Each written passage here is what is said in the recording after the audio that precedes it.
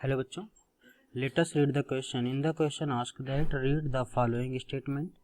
Option A, xylem transport only inorganic nutrient. Option B, phloem transports only organic material. Option C, some of the nitrogen travel in xylem as inorganic ions.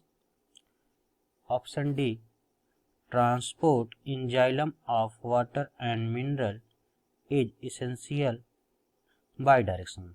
So how many of the above statement is correct? A option 2, option B 3, option C 4, option D 1. So let us solve this question. According this question, the key concept is xylem and phloem. ये दोनों क्या है? ये प्रकार है किसका? Complex tissue का.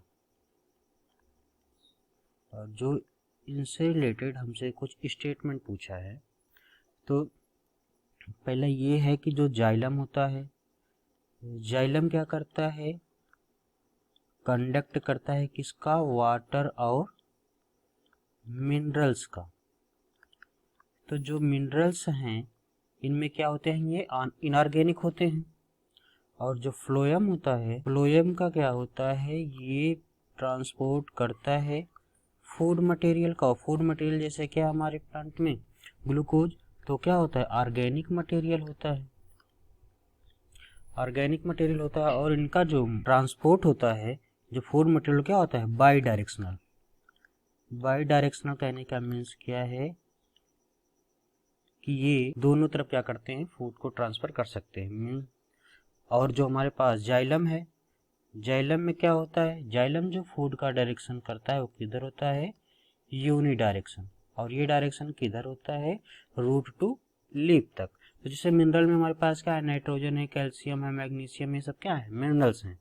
तो अगर यहाँ पे देखा जाए तो क्वेश्चन में जैसे पूछा है xylem transport only inorganic nutrient, तो जाइलम क्या कर रहा है? इनऑर्गेनिक को ही ट्रांसपोर्ट कर रहा है. तो इसके अकॉर्डिंग क्या है? ये हमारा क्या है? करेक्ट स्टेटमेंट है.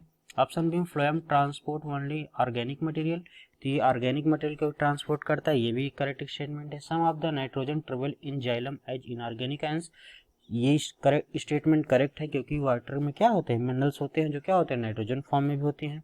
Transport in xylem water and minerals is essential by directional, तो जो जाइलम होता है, जाइलम क्या होता है? यूनि डायरेक्शनल होता है. और लेकिन जो फ्लोएम होता है वो बाई डायरेक्शनल होता है. तो हमारे पास ऑप्शन डी क्या है? इनकरेक्ट स्टेटमेंट है. और क्वेश्चन में हमसे पूछा है कि करेक्ट स्टेटमेंट कौन है, तो करेक्ट स्टेटमेंट टोटल इसमें कितने हो रहे हैं? 3 स्टेटमेंट हमारे क्या हो रहे हैं? करेक्ट हो रहे हैं. So I hope you understand this question. Best of luck. Thank you.